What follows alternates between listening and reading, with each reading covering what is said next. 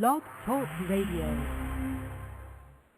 Something's gone wrong. For all our vigilance and battle scars over the Bill of Rights, have we let the flame of freedom's torch grow cold? Because there can be no torch to pass where there's no flame. Freedom has only one enemy it cannot defeat, and that is negligence. So your presence here, now, today, is an act of reverence. Of all man's works beneath the heavens, none shines brighter than our Constitution. I think Jefferson and Paine, Adams, Madison, Mason, Franklin, I think they're looking down right now at us. I think they understand what we're trying to do, what we strive to do.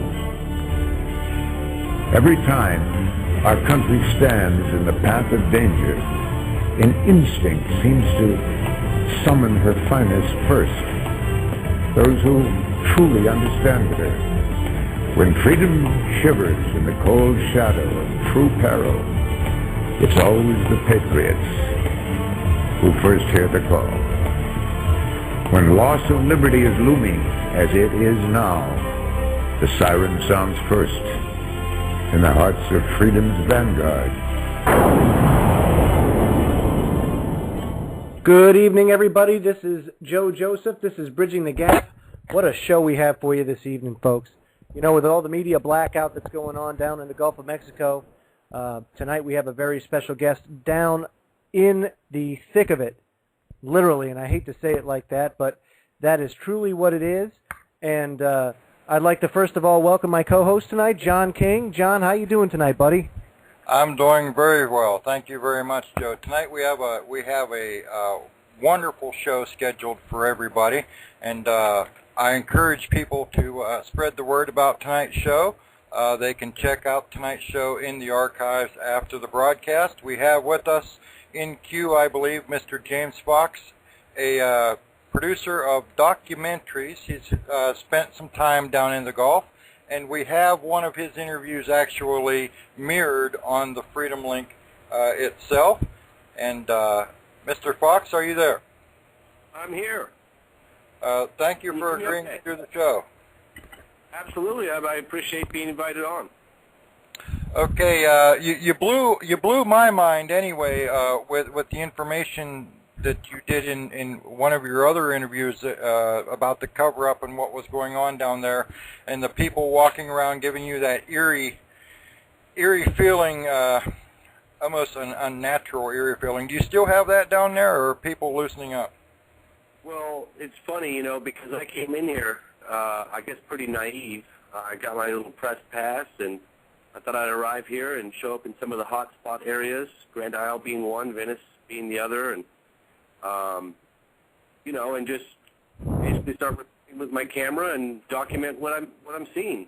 And I show up in Grand Isle the second or third night I get here, and it was just this this feeling of first of all, I was about 15 miles just outside of Grand Isle, and there was bustling with activity. Probably 6:30, 7 p.m. at night. Everyone had these little badges on, looked like access badges, and I just felt very, very unwelcome. I really stood out, very uncomfortable. As a matter of fact, the partner was with me that night, Jet. She didn't even want to get out of the car. I went into one of these local stores. Nobody wanted to talk to me. Everyone was kind of looking at me, and I'd turn around, and I was just, you know, I'd try to greet everybody pleasantly as I do, and people kind of looked down at the ground. No one really wanted, like I said, no one really wanted to talk.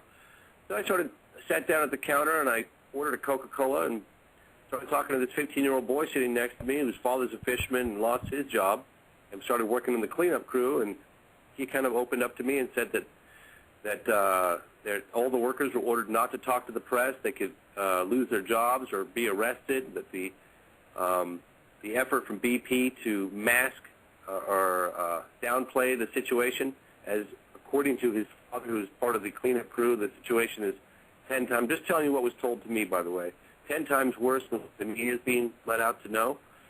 Then I went to the counter and I paid for my drink, and the guy behind the counter said I could be arrested just for talking to reporters. I said, well, I'm independent. I'm not, for anyone in particular. And I stepped out onto the patio, and that's when he told me, he said, what was happening? He said, there are people with cameras arrested. I was shocked. I mean, to be honest with you, I was shocked by the whole thing. But having been here now for 2 weeks, it's starting to make a little more sense to me. I've documented on a number. I put up 7 8 to 10 minute films on YouTube, which I'm making public to everybody as quickly as I can. But that Wackenhut Security has been hired by BP.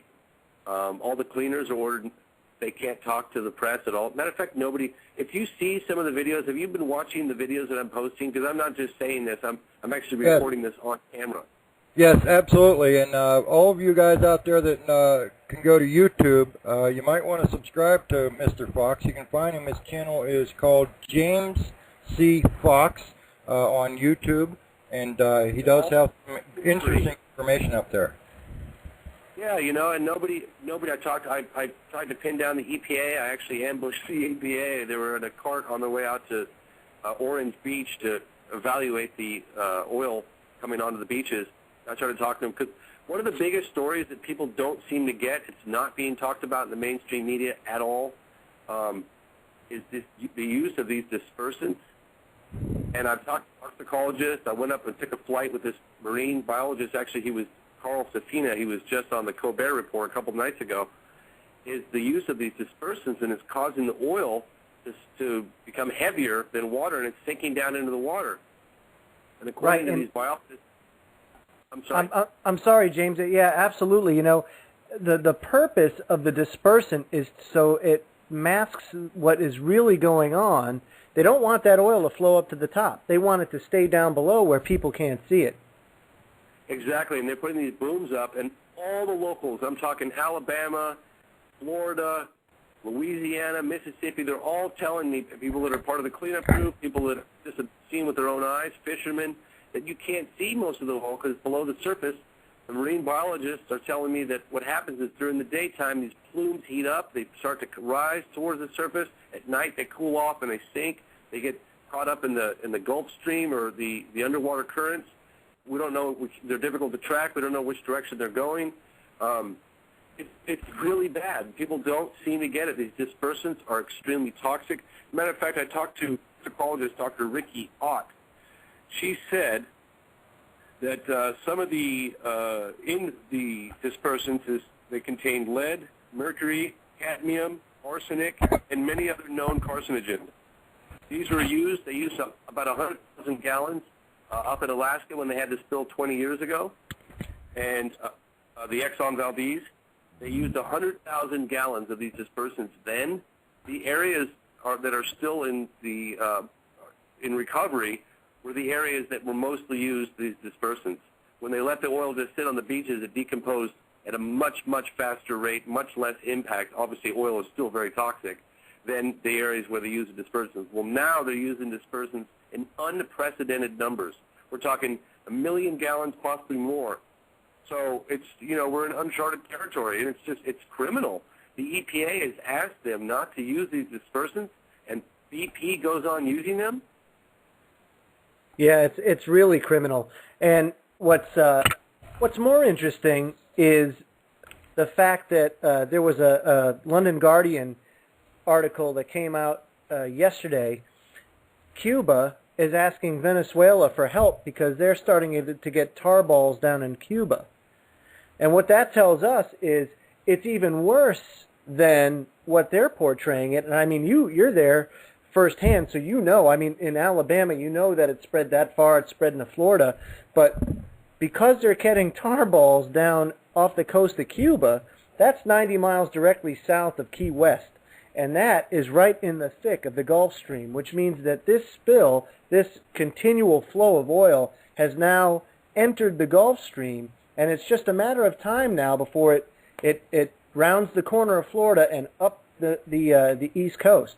And let me explain these tar balls, because I went, actually it was funny, just yesterday I was at Orange Beach, Alabama, and Fox News, national Fox News, not local, but Fox News was there, and they're doing an interview, and I asked them in between takes, I said, are you guys investigating this use of dispersants? Oh, no, we're just here to talk